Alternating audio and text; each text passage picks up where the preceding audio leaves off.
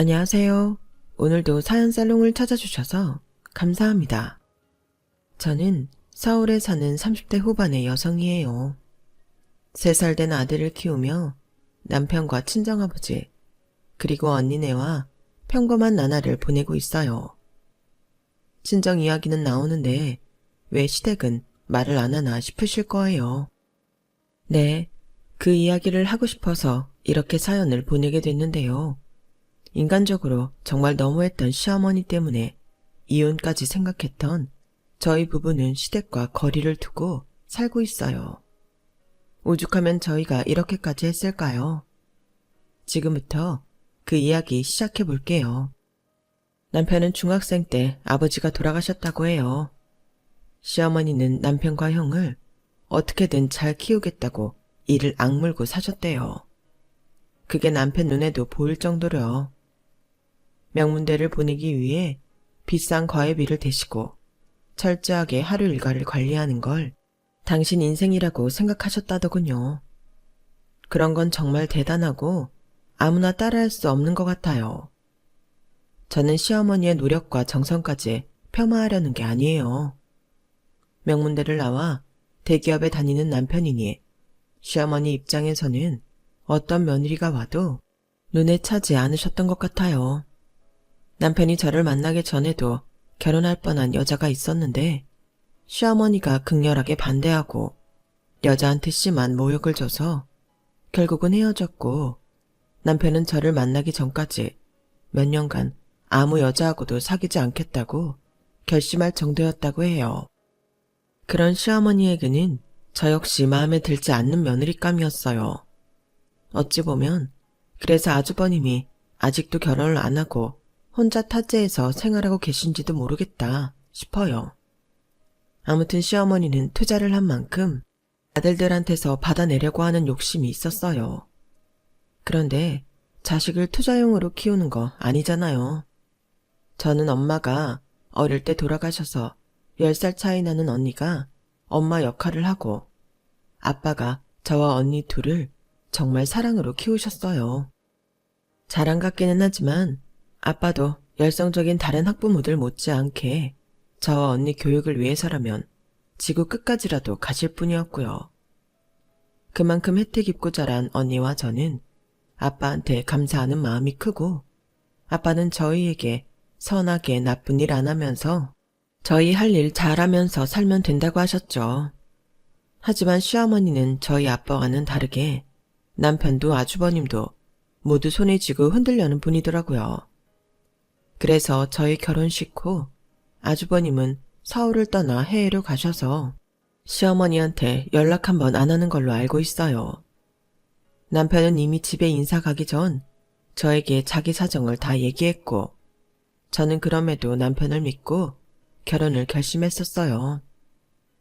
남편이 저를 데려가서 시어머니한테 한 첫 마디는 이랬어요. 엄마, 희영이도 반대하면 나 평생 혼자 살 거니까 그렇게 알아. 나는 엄마가 중매쟁이 통해서 만나라고 성화 부린 여자들보다 희영이가 훨씬 좋으니까 그렇게 알라고. 네가 만나보기나 하고 그런 말을 해야 설득력이 있지. 그래, 다 니들 마음대로 하고 살아. 뼈 빠지게 헌신해서 키워놨더니 다 지들 멋대로 하겠대. 집안 꼴 잘 돌아간다. 시어머니는 화를 버럭 내고는 방으로 들어가 제가 갈 때까지 나와보지도 않았어요. 그게 시어머니와 저의 첫 만남이었어요. 저 역시 남편만큼은 아니어도 남들이 들으면 괜찮다고 하는 대학 나와서 금융권 회사 다녔거든요. 연봉도 다른 회사보다 높아서 부러워하는 친구들도 있었고요. 하지만 시어머니는 이렇게 말했다고 해요. 여자가 남자보다 돈 잘 벌어서 뭐 하겠다고? 남편 기죽이며 기세 등등한 거 아니겠어? 음악이나 미술 같은 거에서 소소하게 아이들 가르치고 꽃처럼 예쁘게 집에서 남편 내조하며 돈도 버는 며느리가 최고지. 원래 그런 순수 예술한 애들이 집안도 좋고 화초 같더라고. 나도 그런 며느리 원했는데. 아휴, 직장에서 남자들이랑 똑같이 일하는 거면 얼마나 기가 세고 거칠겠어. 그러더니 이번에는 엄마가 돌아가신 걸 가지고 꼬투리를 잡더라고요. 엄마가 몸이 약해서 지병으로 돌아가셨다니까 저한테 건강검진 진단서 큰 병원에서 다시 떼우라며 난리였어요. 사실 저는 시어머니가 말하기도 전에 스스로 건강진단서를 떼서 시어머니한테 드렸는데요. 서울대병원이라도 가서 다시 해오라며 제가 보여준 건 인정 못하겠다는 거였어요. 그때 남편이 크게 한 소리 했어요. 그럼 나도 아빠 일찍 돌아가셨으니 서울대 병원 가서 건강검진 해야겠네. 아빠는 암으로 돌아가셨는데 나도 암 걸리는 거야? 엄마, 요새는 후성 유전자 썰이 더 신빙성 있다고 하잖아. 그러니까 말도 안 되는 억지 부리지 마. 엄마 진짜 며느리 없이 그냥 살고 싶어? 아들 둘 다 결혼 안 했으면 좋겠냐고. 확실히 하자는 게 뭐 나쁘니? 나는 네가 호랩이 될까봐 걱정돼서 그런 거지. 다른 뜻 없다. 알았으니까 니들 알아서 해. 그날의 만남은 또 그렇게 끝이 나고 말았고 저는 잠시 이 결혼을 해야 하나 회의감이 들었지만 결혼을 시어머니랑 하는 것도 아니고 남편이랑 해서 남편하고 살 건데 너무 마음에 두지 말자 다짐했어요. 그런 와중에도 시어머니가 태클을 걸지 못한 게 있었는데 바로 저희 친정의 경제력이었어요. 저희 친정이 강남에 있고 송파구에 제 이름으로 된 집이 있어서 거기서 신혼살림을 할 거라고 하니 대강 우리 집 재력에 대해 눈치를 채는 것 같더라고요. 저희 아빠는 무역업을 하셨다가 몇 년 전 언니에게 그 일을 물려주셨는데 언니가 유통으로 확장을 하면서 사업이 제법 규모 있어지고 커졌거든요. 아빠는 현재 여러 회사와 주식에 분산 투자를 하고 계세요. 그렇다 보니 제 결혼식에도 딱 보기에도 격이 있어 보이거나 부유해 보이는 사람들이 많이 오니 시어머니가 무척 궁금해했다고 하더라고요. 남편은 아버지가 강남 건물주라는 것만 알고 있지 이렇게 발이 넓고 투자한 데가 많을 줄은 몰랐을 때였어요. 제가 워낙 집안 이야기하는 걸 안 좋아해서 결혼 초반까지도 친정 사업 규모가 어느 정도인지 아빠가 얼마나 재정적 여력이 있는지 별로 말을 안 했거든요.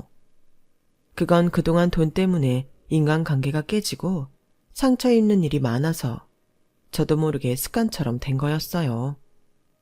나중에 다 알고 난 남편은 저를 이해한다고 했고요. 남편은 시어머니가 우리 집 그렇게 잘 사는 거 알았으면 예단도 훨씬 더 많이 요구하고 힘들게 했을 거라고 하더라고요. 아무튼 이건 제가 지금 얘기하는 때보다 더 나중 일이고요. 제가 집안 이야기를 자세히 안 한 데에는 남편이 저에 대해 부담을 느낄까봐 그랬던 것도 있었어요. 어쨌든 시어머니가 저희 결혼을 허락해준 데에는 제가 송파에 아파트가 있는 거랑 집안 형편이 꽤 괜찮다는 거. 그게 가장 컸어요. 아니면 제가 못마땅한데 자기 아들이 아파트 얻어야 한다며 꽤나 저한테 핀잔했을 거예요. 제가 신혼집 이야기를 한 후부터 결혼식 때까지는 더 이상 아무 말 나오지 않고 잠잠했었죠. 하지만 시어머니는 제 행동 하나하나 마음에 안 들어했고 결혼식 전날 아주버님한테 이런 말까지 했다고 해요. 저 남자들하고 똑같이 나가서 돈 번다고 천박한 거 봤지? 너는 절대로 드센 여자 데려오면 안 된다. 성욱이 너만은 내 뜻에 따라서 여자 만나야 돼. 그것 때문에 아주버님과 시어머니는 대판 싸웠고 제 결혼식이 끝나자마자 해외 근무를 신청해 나가버렸어요. 저는 그래도 시어머니와 잘 지내보려고 애를 썼는데요. 시어머니는 저에게 교양교육을 시키겠다며 하루 걸러 불러서 말도 안 되는 일들을 시켰어요. 양재꽃시장에서 꽃을 잔뜩 사오게 해서 밤늦게까지 꽃꽂이를 시키는가 하면 마트에서 장바올 품목을 문자로 보내고는 그걸로 궁중 요리를 만들라고 하기도 했고요. 느닷없이 유자 단자나 곶감 단자를 만들라고 한 적도 있었어요. 1년에 몇 번 입지도 않는 한복을 죄다 꺼내서 한복 깃을 달고 다리미질 하는 것까지 시켰고요. 이제 막 결혼한 며느리가 시어머니가 눈에 보이는 꼬장을 부린다고 맞서기도 뭐 하잖아요. 저는 휴대폰으로 검색해서 그걸 일일이 해내느라 너무 피곤하고 힘들었어요. 그래도 1-2달 지나면 이런 건 안 시키겠지 하는 마음도 있었고요. 그런데 그렇게 1달이 지나고 나니 저한테 시댁 어른들부터 남편 사촌들 생일하고 경조사 날짜가 빽빽히 적힌 목록을 건네주더라고요. 너는 이제 우리 집 사람 아니니? 그럼 시댁 사람들이 언제 무슨 일이 있었는지 정도는 알아야지. 그거 전부 다 기억해뒀다가 잘 챙겨라. 우리는 제사만 챙기는 거 아니야. 생일이나 기념일도 잘 챙겨줘야 해. 알았어? 특히 내 생일은 너 잊어버리면 안 된다. 네 시아버지 제삿날도 잘 챙겨야 돼. 저는 이게 제가 혼자 시어머니한테 말한다고 해결될 일이 아니라는 걸 깨닫고 그 목록을 그대로 남편한테 전달했어요. 그걸 본 남편은 얼굴이 일그러지며 바로 시어머니를 찾아갔어요. 우리 집이 종손도 아니고 이런 걸 다 왜 챙겨? 엄마는 이런 거 챙겨봤어? 아니잖아. 그런데 왜 이걸 다 희영이가 해야 된다는 거야? 정말 이럴 거야? 아니, 니 댁은 어쩜 그렇게 입이 싸니? 애가 밖에서 일만 하니까 내가 교양을 위해서 이것저것 알려주느라 그런 거야. 여자라면 자기가 시집온 집안 사정 정도는 알아야 될 거 아니야. 내가 안 챙긴 거? 다 니들 키우느라 그랬어.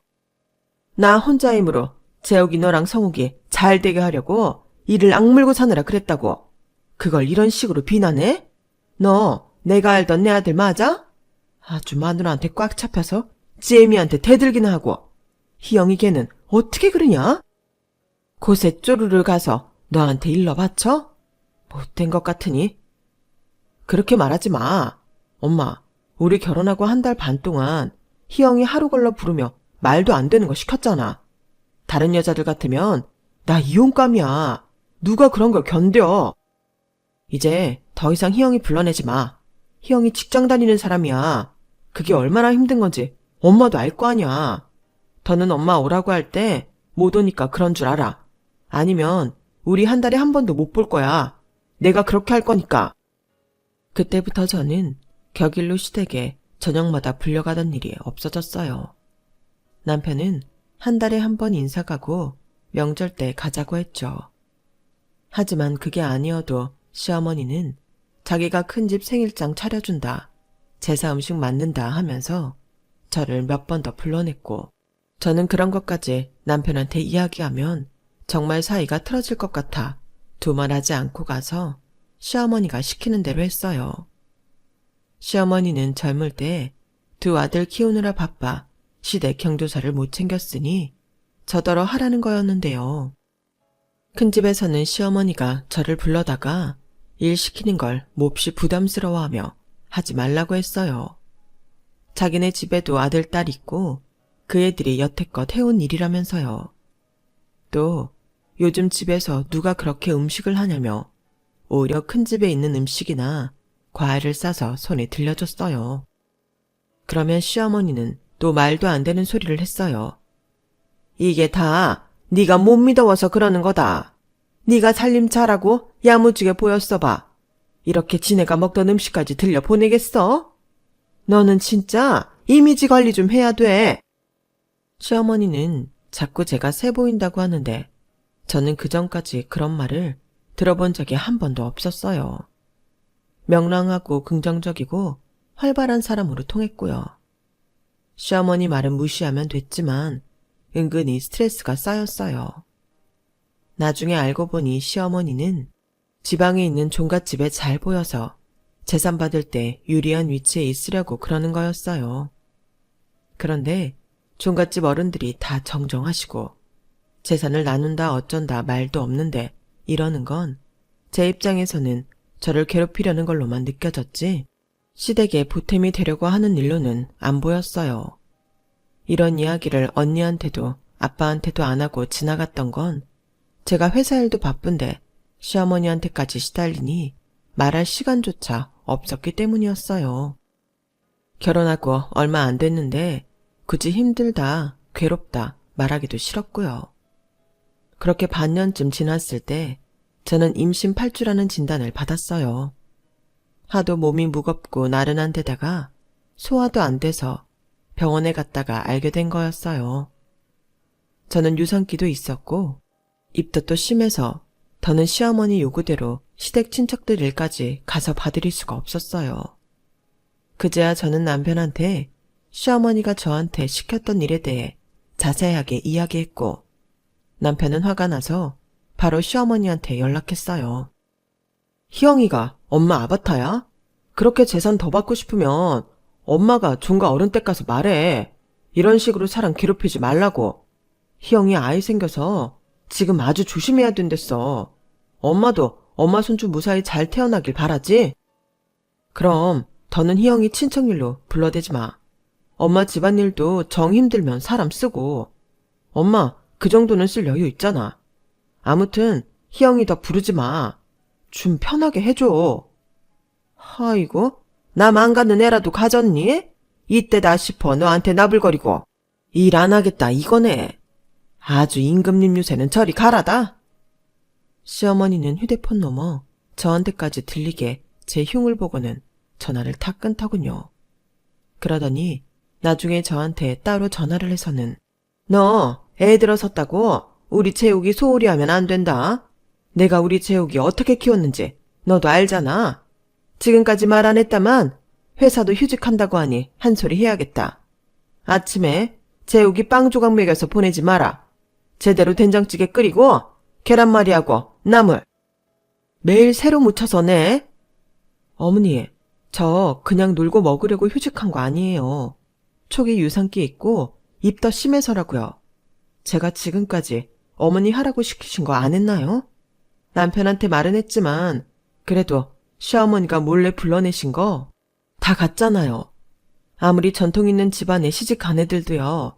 시어머니 시킨다고 단자 만들고 궁중요리하고 그러지 않아요. 그것도 가르쳐주는 사람도 없이 혼자 일일이 검색하면서 만들었는데 제가 그거 갖고 뭐라고 한 적 있어요? 제가 아무리 마음에 안 드셔도 이러는 거 아니죠. 제가 감정이 북받쳐 버럭 소리를 내자 시어머니는 제 반응이 의외라 놀랐는지 별말 못하고 전화를 끊었어요. 저는 남편한테 지금 같아서는 한 달에 한 번도 시댁에 가고 싶지 않다고 했고 남편도 그러라고 했어요. 그리고 너무 속이 상해 그제야 언니한테 그동안 있었던 일을 이야기하게 됐죠. 아니, 니네 시어머니 정말 이상하다. 대체 그게 뭐 하는 짓이라니? 지금이 무슨 60년대야? 와, 아들 잘나게 키운 엄마들 다 그렇게 유세 떨면 어떤 여자들이 결혼을 하겠어? 남의 집 귀한 딸한테 대체 무슨 짓을 하는 거야? 너무 답답하고 속상해서 말했어. 그래도 재욱 씨가 내 편 되어주고 나 대신 시어머니한테 할 말도 해줘서 그나마 위안이 돼. 아빠한테는 말하지 마. 아빠 속상해하실 거야. 알아. 아빠는 너나 나나 결혼해서 재미있게 잘 사는 줄 아시는데 뭐 나는 괜찮은데 다시 말하지만 니네 시어머니 진짜 이상하다. 우리 시어머니 어떻게 하시는지 좀 알려주고 싶을 정도네. 언니네 시댁은 시아버지도 가정적이고 화목한 집안이었어요. 처음부터 언니한테도 호의적이었고 시어머니도 선 넘는 일 없었고요. 제가 딱 봐도 서로의 관계가 자연스러운 게 꾸미는 게 없더라고요. 그런 걸 보면 언니가 부럽고 시어머니는 대체 왜 그러는지 이해 안 되고 속상할 때도 많았죠. 어쨌든 저는 한동안 시어머니와 마주칠 일 없이 잘 지냈어요. 그러다가 제가 안정기에 접어들자 시어머니는 또 한 달에 한두 번 불러내서 별일 아닌 것까지 시켰어요. 종갓댁에 보낼 선물을 굳이 백화점에 직접 가서 사오라고도 했고요. 저는 그동안 시댁에 얼굴을 보이지 않은 것에 좀 미안한 마음이 있어서 남편한테 말 안 하고 시어머니 시키는 대로 했는데요. 결정적으로 시어머니가 실수를 한 일이 있었어요. 막달이 돼서 출산일이 얼마 남지 않은 저더러 시댁에 와서 김장을 하라고 시키더라고요. 니네도 김장날은 집안 큰일 아니니? 우리한테는 굉장히 중요한 일이야. 이거 담궈서 친척들도 다 한쪽씩 보내고 종갓댁에도 보낼 거니까 네가 와서 해야 된다. 어머니, 저 지금 출산 얼마 안 남아서 힘든 일은 어려워요. 예, 그냥 와서 소금이나 건네고 고춧가루 건네고 그러는 거야. 그게 그렇게 힘들어? 그리고 옛날에는 다들 밭일 하다가도 애 낳고 그랬어. 너 애 낳는 거 갖고 유세 좀 그만 떨어. 진짜 짜증날라고 그래. 너 이럴수록 나랑 재욱이 사이만 나빠지는 거야. 알아? 좀 고분고분하게 시키는 대로 해라. 어쩔 수 없이 무거운 몸을 이끌고 갔는데 시어머니는 그저 소금 건네고 고춧가루 건네는 정도가 아니라 옆에서 입으로만 김장하면서 저한테 다 시키더라고요. 저한테 얘기할 때는 분명 시어머니 친구분들이 와서 도와준다고 했었는데 아무도 오지 않았고요. 저는 배추가 잔뜩 담긴 커다란 대야를 끌고 오는 것부터 무를 일일이 칼로 채치고 갓도 다 썰어 넣고 양념까지 전부 제 손으로 만들어야 했어요. 시어머니는 간만 보고 고기도 삶아놓은 거 배달시켜서 제가 만든 김치에 먹기만 했고요. 그것도 자기만 먹으면서 한다는 말이 이랬어요. 썩 맛있지는 않구나. 역시 요리는 손맛이 중요해. 네가 요리를 해본 적 없으니 이런 거 아니냐? 저는 화를 낼 기력도 없이 지치고 배가 땡기고 아파 얼른 집에 돌아가고 싶은 마음뿐이었어요. 그럼에도 시어머니는 악착같이 저한테 뒷설거지까지 시켰고 집에 돌아온 저는 끙끙 앓다가 결국 빨리 양수가 터져 병원으로 옮겨졌고 제왕절개로 아이를 낳게 되었어요. 남편은 제가 갑자기 왜 이렇게 됐는지 몰랐다가 제가 입은 가디건에 고춧가루며 양념이 묻은 걸 보고 뭔가 감이 왔는지 시어머니한테 전화를 했더라고요. 제가 아이를 낳았다는 건 숨기고 무슨 일이 있었는지 알아내려 코치코치 캐물었어요. 일의 진상을 알게 된 남편은 시어머니한테 크게 화를 냈어요. 병원 안 간호사며 의사들이 다 달려올 정도로요. 엄마 때문에 무슨 일이 벌어진 줄 알아? 이 사람도 우리 아들도 볼 자격 없으니까 그렇게 알아. 이제 희영이 몰래 불러내지 마. 희영이한테도 절대 가지 말라고 했으니까 그렇게 알고 병원에도 오지 마. 남편이 그렇게 화를 내주는데 왜 제가 눈물이 나는지 모르겠더라고요. 저도 모르게 서름 같은 게 쌓였던 건지 저는 아이를 낳은 기쁨도 뒤로하고 남편한테 고맙기도 하고 서럽기도 했어서 펑펑 울었네요. 아빠와 언니랑 형부는 축하한다며 선물을 잔뜩 사가지고 와서 저한테 안겼고요. 그걸 본 남편은 저한테 미안하다고 하더라고요. 우리 엄마가 조금만 너그러운 사람이었으면 얼마나 좋았을까?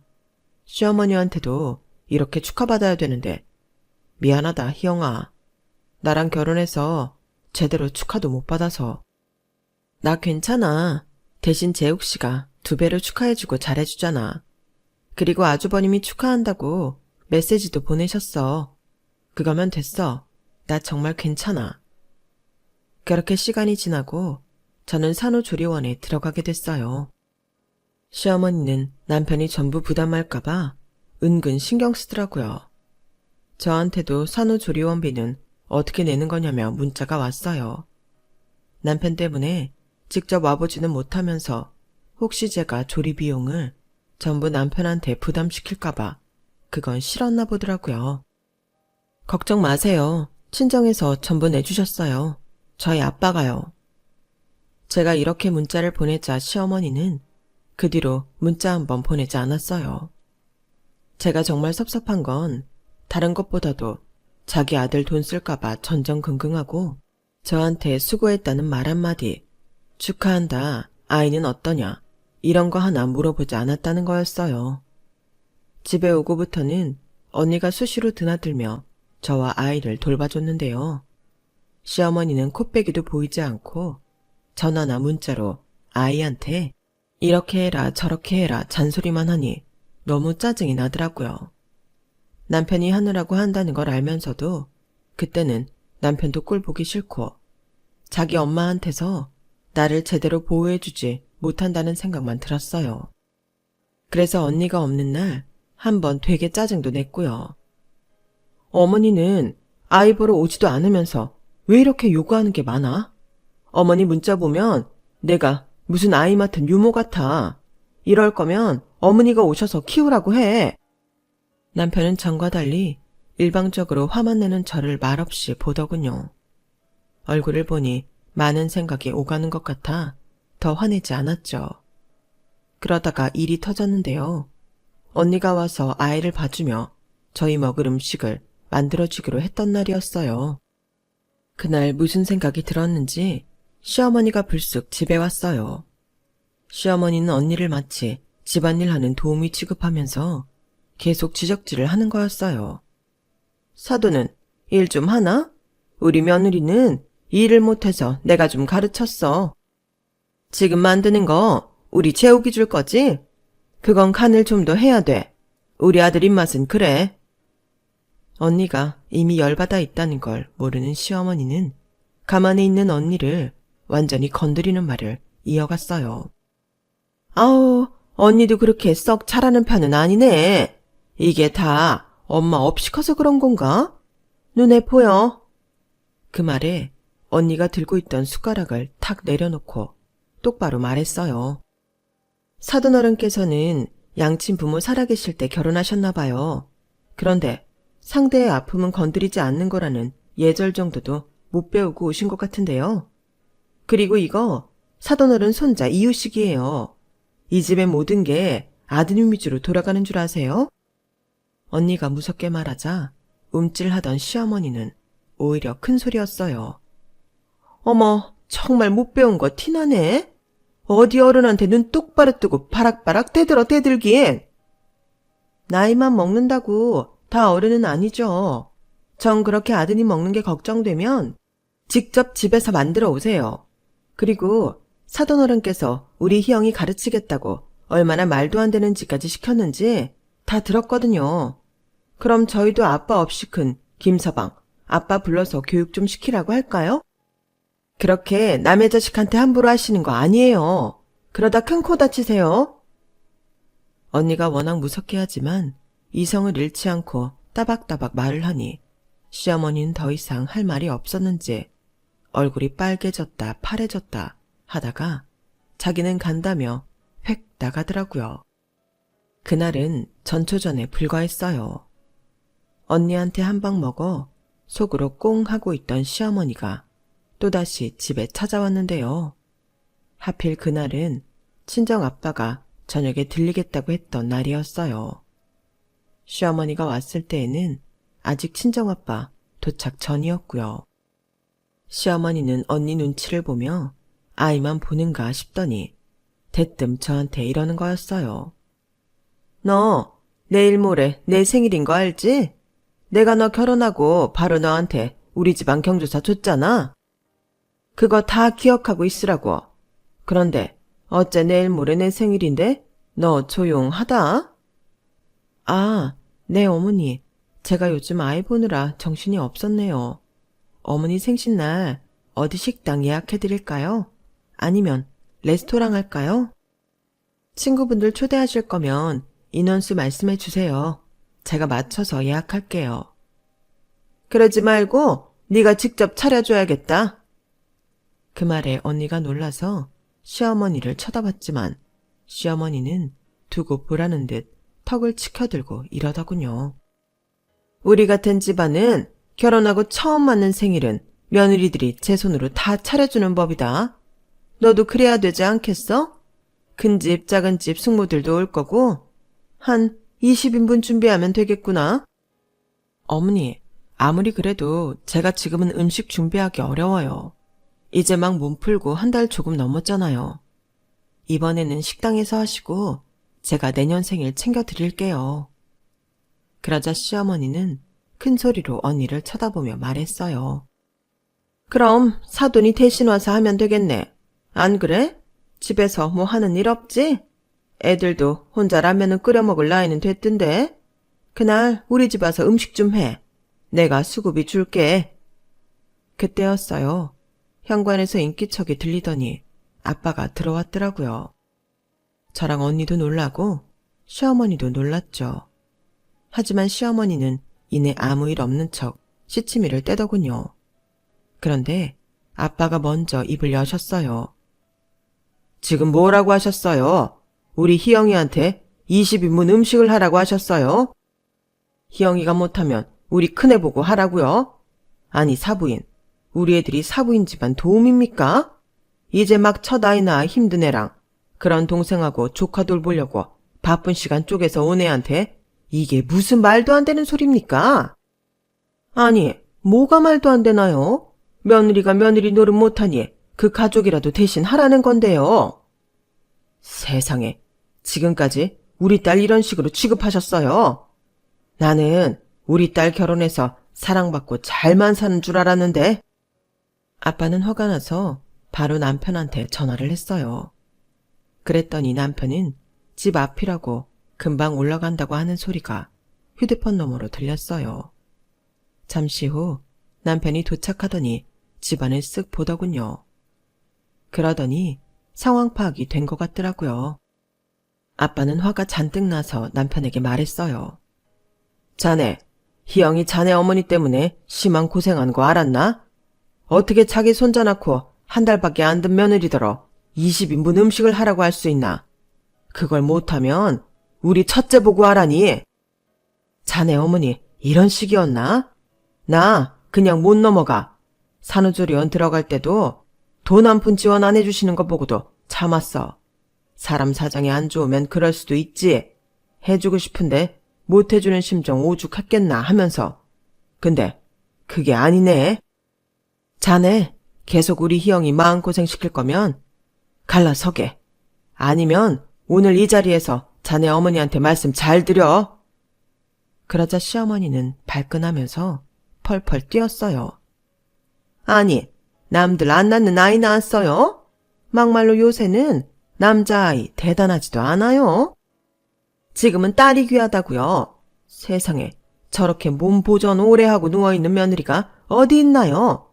자식들 교육을 어떻게 시켰길래 이 모양이냐고요.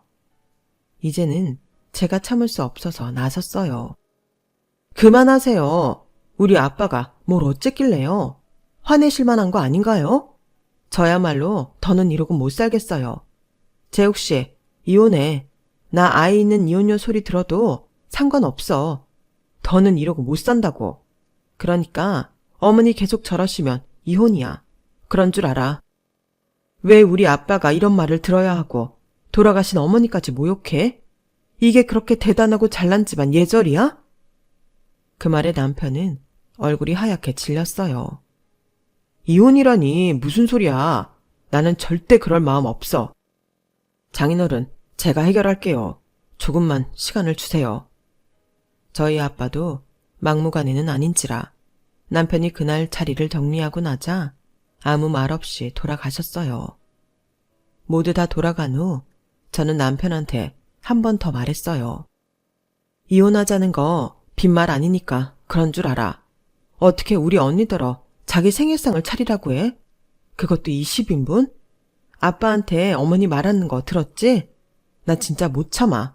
재욱씨, 알아서 해. 그리고 다음 날이었어요. 아침에 남편이 출근도 하기 전에 시어머니가 또 들이닥쳤어요. 어디 함부로 이혼 소리 내뱉는 며느리 면상 좀 보자. 너야말로 혼자 애 키우며 고생 좀 해봐. 재욱이 너 진짜 쟤랑 계속 살 거야? 나는 저 집에 미련 없다. 엄마, 진짜 왜 이래? 나 엄마 때문에 너무 창피해. 창피하긴? 뭐가 창피해? 솔직히 저 집 건물 하나 있고 돈 좀 있다고 천박하게 구는 거 내가 신물이 난다. 남편은 바로 자기 지갑에서 언니 명함과 아빠 명함을 꺼내 시어머니한테 보여줬어요. 언니 명함에는 땡땡땡 대표 직함이, 아빠 명함에는 투자자라고 찍혀 있었죠. 그걸 본 시어머니 얼굴에 하얗게 질렸는데 거기에는 이유가 있더라고요. 봤지? 장인어른이 큰집 IT 사업 투자자야. 처형도 굉장히 바쁜 사람이라고. 처형이 장인어른 사업 물려받아서 더 키운 거래. 그렇게 바빠도 워낙 가정적이라 시간 쪼개서 희영이 봐주고 계신 건데 엄마가 그러면 어떡해? 이게 정말이야? 정말 큰집 사업 투자자라고? 애미야, 너 말 좀 해봐. 네 언니가 사돈이 진짜 대표야? 네, 제가 웬만하면 티 안 내려고 했거든요. 언니 일도 그렇고 아빠가 큰댁 투자하고 계신다는 거 제 입으로 말하기 좀 우습잖아요. 큰댁에서는 막 결혼했으면서 거들먹거린다고 하지 않겠어요? 그런데 시어머니가 저희 집을 너무 우습게 보시니까 이제는 어쩔 수 없네요. 저희 아빠 화 되게 많이 나셨어요. 저더러 짐 싸서 당장 집으로 오라고 하셨어요. 엄마, 나는 희영이랑 이혼할 생각도 없고 우리 아이랑도 떨어지고 싶지 않아. 그러니까 엄마가 입장 잘 정리해. 나는 엄마가 당분간 우리랑 안 봤으면 좋겠어. 형이 왜 집을 나갔다고 생각해? 엄마가 이러니까 그런 거잖아. 시어머니는 아무 말도 못하고 손으로 입을 가리고 있더니 그대로 집에서 나가더라고요. 남편은 저랑 절대 이혼 안 한다며 저보고도 아무리 화나도 그런 말 다시는 하지 말라고 신신당부했고요. 하지만 저는 그 순간만큼은 진심이었어요. 그리고 그날 저녁 아빠한테서 전화가 왔어요. 시어머니가 와서 싹싹 빌고 갔다는 거였어요. 나는 당분간 사돈이 하는 거 지켜보겠다고 했다. 언니 아직 안 갔지? 언니 가면 네 시어머니 와서 사과한다는구나. 아빠 말씀대로 언니가 오고 얼마 안 돼서 시어머니가 왔어요. 시어머니는 겨우겨우 고개를 숙이더니 입이 안 떨어지는 사과를 했어요. 내가 어제는 지나쳤어요. 사돈도 바쁜데 내 생일 챙기겠다고. 그러는 건 좀 아니었네요. 미안해요. 나는 사돈이 그렇게 바쁜 사람인지 몰랐어. 옆에서 지켜보고 있던 저도 결심했던 말을 밝혔어요. 어머니, 저 이제 어머니 부르시는 대로 안 갈 거예요. 큰 집 작은 집 대소사 제가 안 챙길 거고요. 저희 집 일만 할 겁니다. 그리고 무리한 요구는 서로 하지 않았으면 해요. 당분간은 어머님 댁에 가고 싶지 않네요. 좀 시간이 지나고 뵀으면 해요. 시어머니는 제 말이 마음에 들지 않는 표정이었지만 어쩔 수 없이 돌아가더라고요. 그러더니만 남편 퇴근 시간에 맞춰 다시 찾아와 제가 했던 말을 남편한테 하더군요. 암만 화가 난데도 우리 집에 발을 끊겠다는 건 아니잖아. 이건 너랑 내 사이도 갈라놓는다는 거 아니야? 엄마가 일을 그렇게 만들었다는 생각 안 들어? 지금 희영이 힘들고 예민할 시기인 거 알잖아. 그리고 나도 결심한 바가 있어. 나도 당분간 엄마랑 떨어져 있고 싶어. 이렇게 찾아오지 말고 엄마도 혼자 있는 시간을 가져봐. 시어머니는 남편 말에 부르르 떨더니 가방을 챙겨나가며 이러더라고요. 내가 굴욕적이게 제 아빠랑 언니한테 고개까지 숙였는데 나더러 연락하지 말라니. 됐다. 나도 너 같은 아들 필요 없어. 결국 시어머니는 진심이 아니라 어쩔 수 없이 사과를 했던 거였어요. 남편은 아빠를 찾아뵙고 대신 사과하며 앞으로는 제가 제대로 대접받고 살게 만들겠다고 약속했어요. 화가 잔뜩 났던 아빠는 그 말에 화를 푸셨고요. 그런데 어쩌다 이게 큰집 귀에까지 들어가서 남편 큰아버지가 시어머니한테 한 소리 했다는 거였어요. 자기들 사업하는데 돈 빠져나가면 책임질 거냐면서요. 다시는 저 데리고 와서 일 시키지 말라는 말까지 했다네요. 시어머니는 저로 생색내며 집안 제사도 챙기려다가 본전도 못 건지고 여기저기 신용만 잃은 꼴이 됐어요. 그렇게 시어머니와의 사이가 정리됐고 어쩌다 보니 저희는 시어머니와 3년 가까이 거의 왕래 없이 지내고 있어요. 물론 생일이나 명절 때 선물 보내드리고 문자도 하는데요. 시어머니는 그런 것에도 일절 답이 없어요. 아직도 저는 시어머니한테 찾아가고 싶지 않네요. 무엇보다 남편이 아직은 가고 싶지 않다며 완강해요. 자기 엄마가 손자도 찾지 않는다며 섭섭하다고 하면서요. 그러고 보면 시어머니는 우리 아이 생일에도 선물 한 번 보낸 적 없어요. 참, 이런 할머니가 또 있을까요? 대신 친정아빠와 언니네 집에서 잘 챙겨주기는 해요. 언젠가는 다시 왕래하며 지내겠죠. 그래도 시어머니를 좋아할 수는 없을 것 같아요. 그냥 우리 가족끼리 서로 위하며 잘 지내면 최고가 아닐까 싶네요. 제 이야기는 여기까지예요. 들어주신 분들 감사드려요. 가족들과 행복한 일만 있는 올 한 해 되시길 바랍니다. 여러분, 사연 댓글에 응원과 현명한 조언 부탁드려요. 좋아요와 구독은 저에게 큰 힘이 됩니다. 오늘도 좋은 일 가득하세요.